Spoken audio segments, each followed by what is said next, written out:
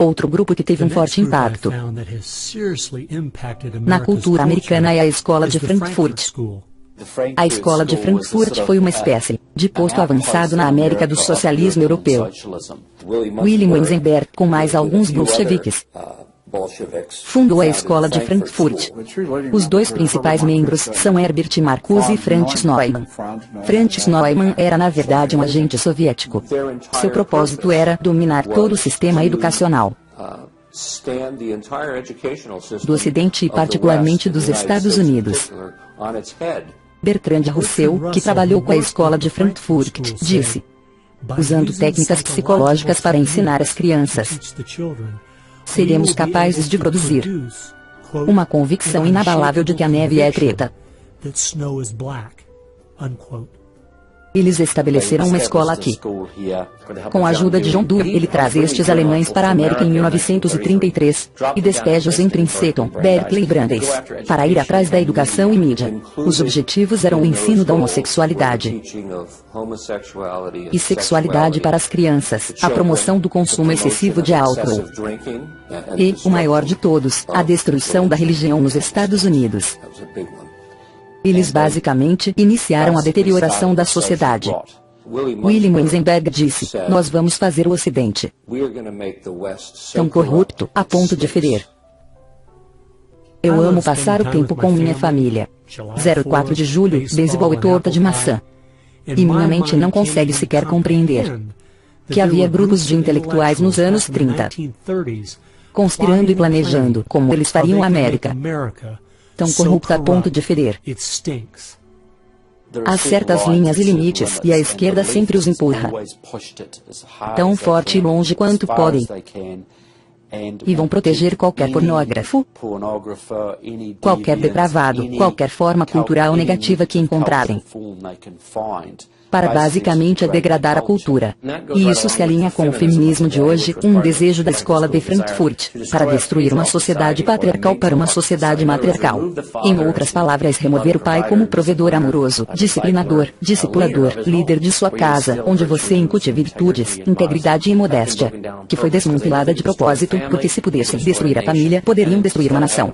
E em vez de ter um pai que lidera, discípula, protege a casa e dá provisão à família, o governo toma seu lugar como um Estado babá. A Escola de Frankfurt desenvolveu o conceito de marxismo cultural. Você penetra a cultura, assume seu comando, e então todo o resto se seguirá. Eles fizeram isso e hoje nós temos a revolução cultural completa. Tanto que os americanos estão familiarizados com a frase faça amor, não faça guerra, que na verdade é de Herbert Marcuse da Escola de Frankfurt. Então eles foram atrás da educação, da mídia, e foram muito bem sucedidos na mudança de visão do mundo inteiro, sobre os americanos, o que eles chamam de politicamente correto.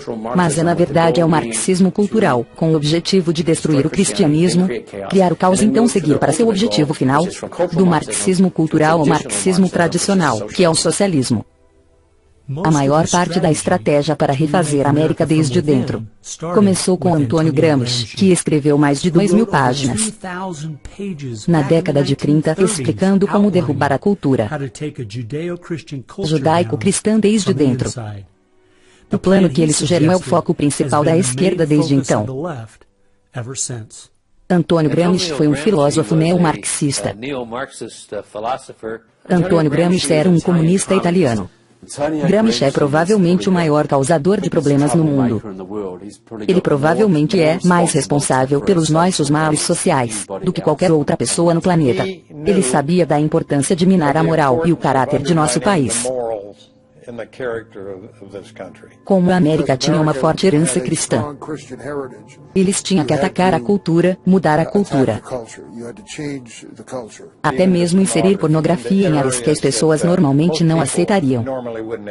Ele disse: nós vamos destruir o Ocidente, destruindo sua cultura. Vamos nos infiltrar e transformar a sua música, sua arte e sua literatura contra eles próprios.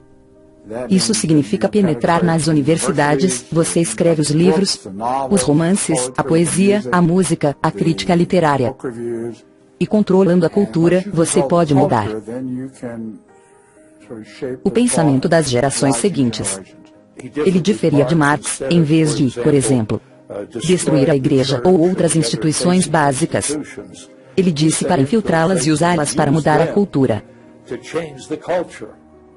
O que Gramsci dizia é que a maneira que o governo e a sociedade se perpetuam é através das igrejas, porque elas estabelecem os padrões e moldam a vida das pessoas. As regras e como as famílias deviam ser estruturadas. Ele não queria uma revolução nas ruas, que seria derrubada pela polícia no dia seguinte. Ele queria mudar a sociedade a longo prazo, para que a revolução acontecesse sem que percebêssemos. Os comunistas têm sido muito eficazes na promoção de sua ideologia em Hollywood e nos meios de comunicação de massa. E eu acho que ele estava certo, foi exatamente o que aconteceu. É o que tem funcionado e está funcionando agora. E é daí que vêm muitas pessoas. E essa é a grande história de sucesso do comunismo nos últimos 50 anos. São os professores, educadores e os jornalistas, que são a tropa de choque de Gramsci do futuro. E um dos principais discípulos de Gramsci, Saul Alinsky, tornou-se um dos mais influentes radicais da década de 60. Saul Alinsky era um radical de destaque na Chicago dos anos 30.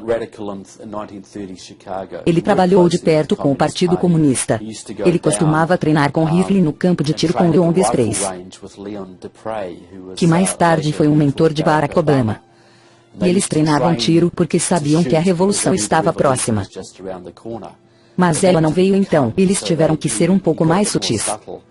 Saul Alinsky foi chamado por um organizador comunitário para criar agitação. Ele disse, você será acusado de ser um agitador, e isso é exatamente o que você é, ponto. Ele queria os pobres e os ricos brigando uns com os outros.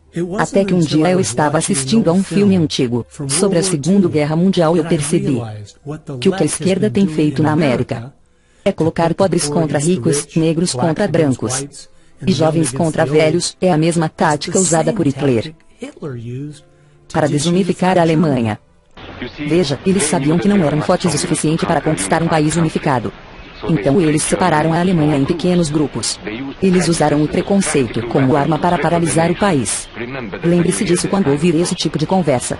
Alguém vai ganhar algo com isso, e não vai ser você.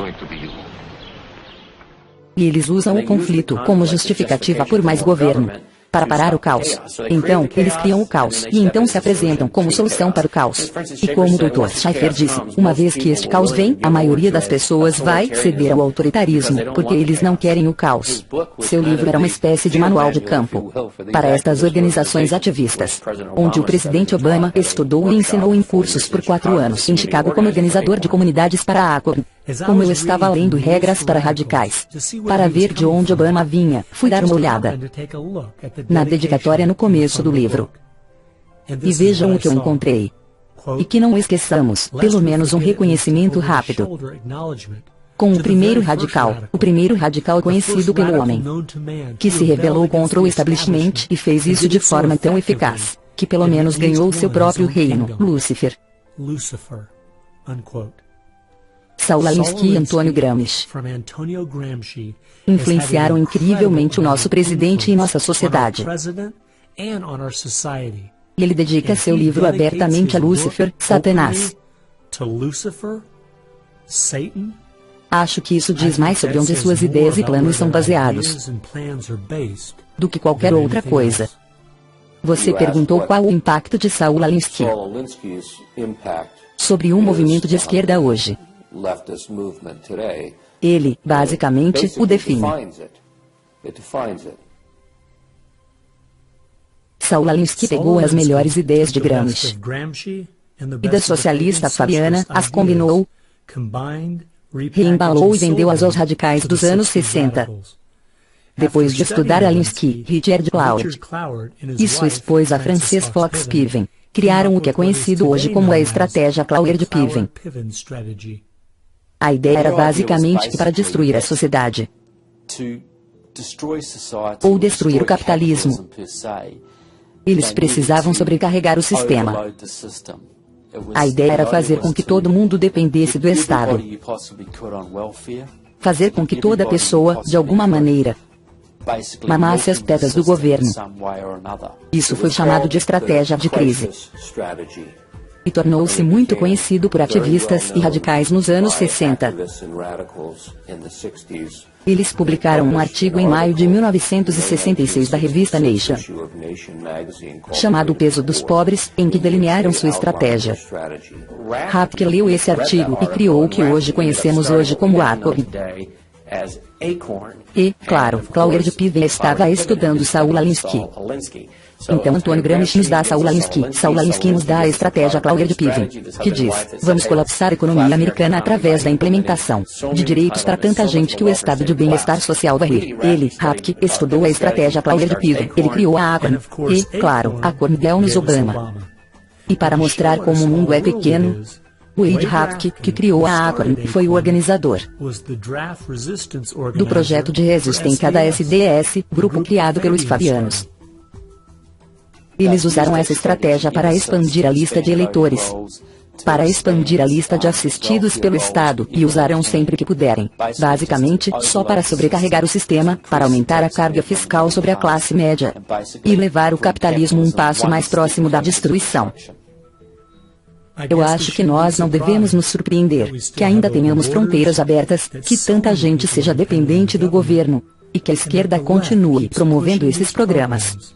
Quanto tudo que eles têm feito é isolar as famílias negras americanas, e criado ciclos contínuos de pobreza.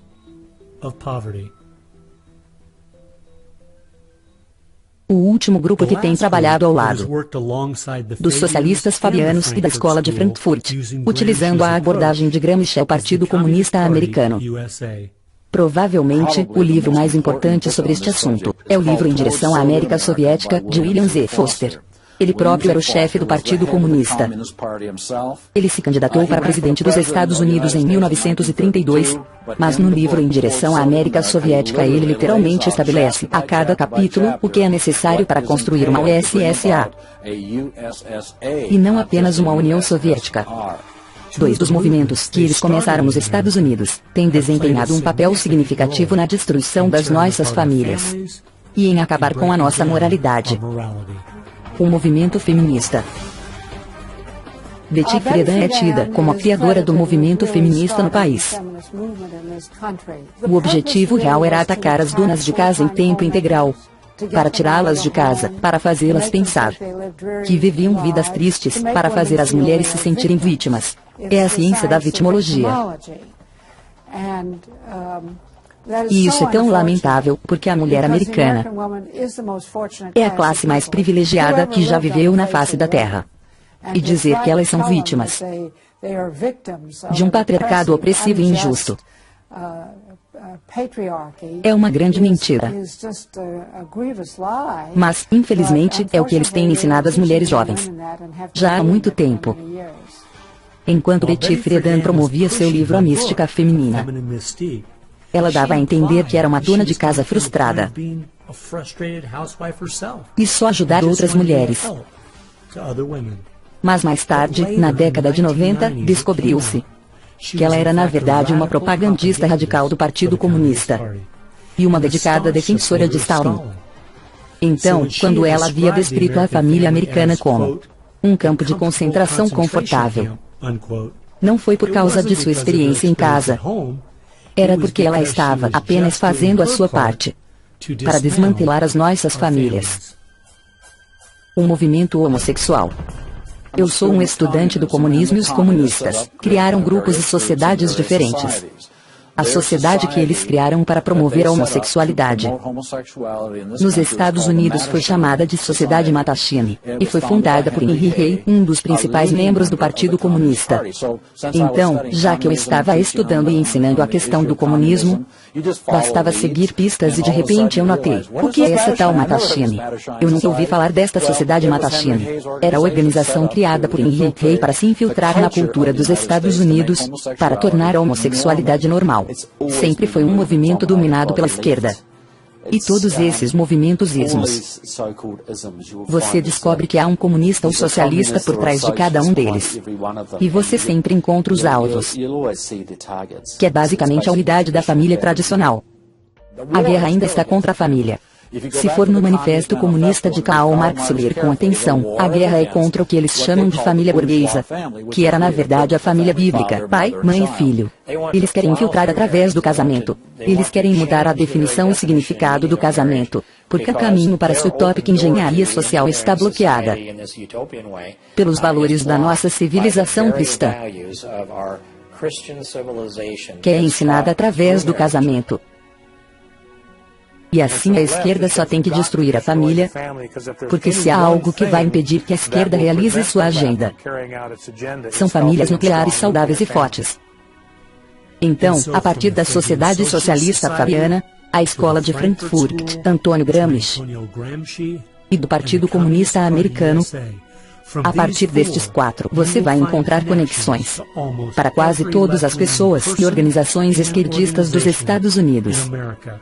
A sua influência é inacreditável.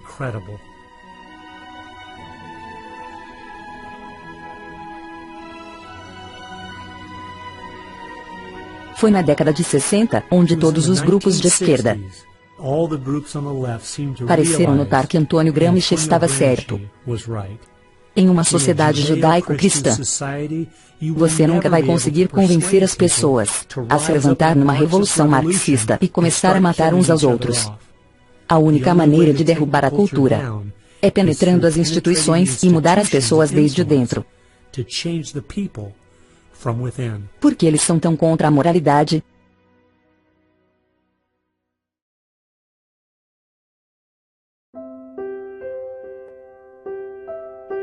Acho que a maior surpresa que eu tive ao estudar esses quatro grupos foi ver que grande parte da sua agenda era tentar fazer de nós um povo imoral. Os comunistas sabiam já na década de 30. Desde então, e os esquerdistas sabem hoje, que se você quebrar as tradições culturais, as regras básicas de moralidade, então é muito mais fácil de manobrar as pessoas em diferentes direções, que são contrárias ao bem da sociedade. Eles perceberam que tudo faz parte da mesma estrutura. Suas ideologias trabalham juntas para destruir as famílias, para destruir a santidade da vida humana, o valor da vida humana, para destruir a ideia de que há um Deus a quem devemos prestar contas. Eles estão, na verdade, validando a visão de mundo judaico-cristã, pelas coisas que eles atacam, no esforço para destruir a nossa cultura que eles sabem que tem de perseguir as coisas que a cultura judaico-cristã mais honra e valoriza. Moralidade, crença em Deus, fé, importância da família, santidade da vida e do casamento. É incrível que os nossos inimigos tenham visto que a nossa moralidade é a nossa maior força. E ainda assim muitos americanos parecem não viram. Moralidade é ter o caráter de fazer o que se deve fazer, em vez do que você tem a liberdade de fazer. E essa é a única maneira que a liberdade funciona. Não se pode dar liberdade a um povo sem moralidade, ou eles irão se autodestruir. E é isso que vemos acontecer na América hoje. A base de tudo é liberdade e livre iniciativa são simplesmente fruto da árvore da moralidade. Nossos pais fundadores entenderam claramente este princípio. Nossos inimigos também. Nossa Constituição foi feita somente para um povo moral e religioso. É totalmente inadequada para o governo de qualquer outro. José Adams, segundo presidente dos Estados Unidos. Há um fato importante que precisamos encarar. Se Ronald Reagan fosse presidente, se tivéssemos impostos baixos e uma defesa nacional forte, o navio certamente não estaria naufragando tão rápido como ele está agora, mas ainda iria afundar. Uma economia em expansão não cuida dos maiores problemas que enfrentamos. 50% dos casamentos terminam em divórcio, 40% das crianças nascem fora do casamento, mais de 3 mil mulheres por dia abortam seus bebês. 19 milhões de novos casos por ano de doenças sexualmente transmissíveis. As escolas que ensinam às crianças que tudo é relativo, não há certo ou errado. E não para por aí. Eu li recentemente em nosso jornal local que nos últimos 12 meses, quase 7% dos estudantes do ensino médio no meu estado tentaram cometer suicídio. A nossa sociedade está caindo aos pedaços. Admitamos ou não. or not.